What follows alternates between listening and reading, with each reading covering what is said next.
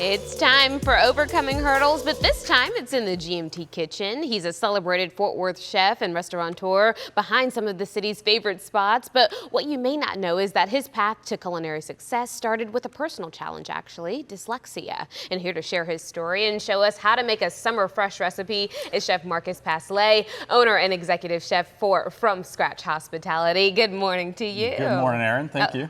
So glad to have you. Okay, so tell me, before we dive in, for people who don't know, tell us obviously about the restaurants that you've championed and that are from Scratch Hospitality. Sure, we have a handful of restaurants. Our first restaurant was Clay Pigeon, which is kind of a steakhouse type restaurant. Yeah. Then we have an Italian restaurant, Piatello, Provender Hall in the Stockyards, Walloons is our most recent one. So we've been busy. Nice, nice. It's probably like picking a favorite child, but do you have a favorite? It is like picking a favorite child, so you can't say it out loud. You can't say it out loud. Okay, keep it to yourself. Keep it to yourself. Now, when did you decide you wanted to really take a deep dive when it comes to culinary? When did you decide you wanted to go to school and really expand upon making this your career? Sure. I was in college and, having dyslexia and all that, it really wasn't working for me. School was never kind of your my favorite. thing. Yeah. Yeah, it wasn't my strong suit. So dropped out of college and I was working in restaurants and really just fell in love with the business, being able to work with my hands and create things, and fell in love with cooking. You're able to be creative, right? Able beyond to be creative the words, right? Right, I like and work that. with my hands, which was great. Nice. So then went up to culinary school up in New York, and gosh, the rest is history. Really. Oh my gosh! Kind of took off from there. If you can survive culinary school in New York, I think you can pretty much do anything there. Chefs out there are ruthless indeed. But I want to get back to before you dropped out of college. Even when you were in primary school, tell me how you dealt with that dyslexia. Sure. Like I said, it was never really my thing. School grades were always pretty poor. A lot of failure that kind of went along with that.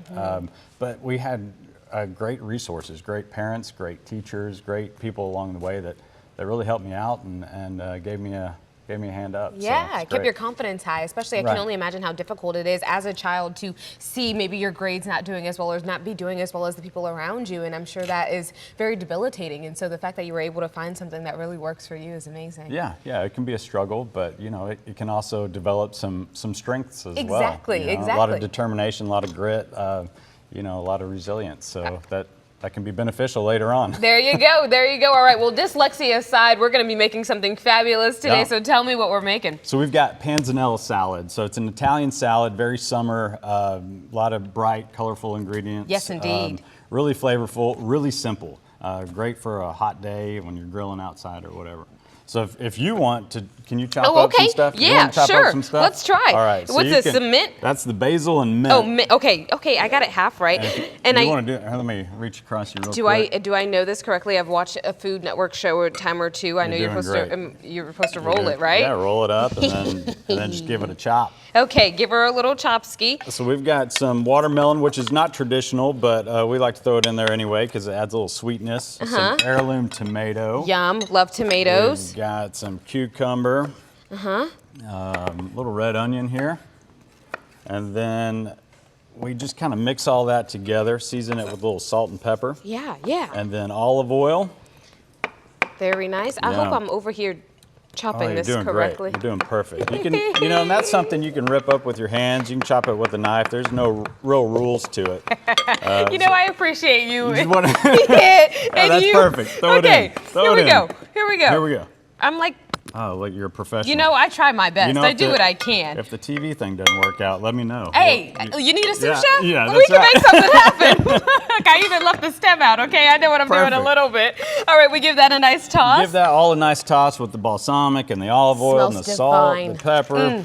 And so then what happens is all the flavors and juices kind of leach out and they form like a vinaigrette and a sauce. And we take this day-old sourdough, turn it into croutons, and that just kind of soaks up all that juice. It's so good. And it's really simple. I mean, you couldn't get more simple than this, but it is delicious. Oh my gosh. Okay, yeah, that looks absolutely amazing. We even have a little finished product for you right here. TV time. Look at that. Beautiful. Oh my gosh, that's stunning. Now, I want to get back to your dyslexia for a second because of the simple fact. I'm gonna get some watermelon. Yeah, there you go. Look, he's like, I'm comfortable. I'm ready. We've made the food.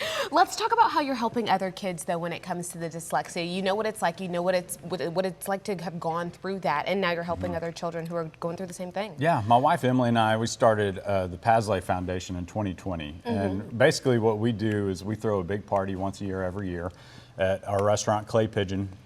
And we raise money for organizations that help kids with learning differences. So whether this is money for testing or tutoring or scholarships to specialized schools, we raise much money and give it away. So we've had a lot of help, or I've had a lot of help, and I was the beneficiary of great resources. So to be able to kind of return that favor to someone that doesn't maybe have those resources is what we're all about. Oh my goodness, well, it's come together beautifully for you, from you being able to be creative, like you said, with your hands, to being able to pass it forward to the next generation who is struggling with dyslexia. We appreciate you and all that you're doing, and Thank you. You gave us a fabulous lunch today That's as right. well, which we appreciate. Thanks so much for being here. Thanks for Appreciate you. having me, Where can Erin. people find you and your restaurants? So FromScratchHospitality.com, and it has all of our restaurants and socials and everything there.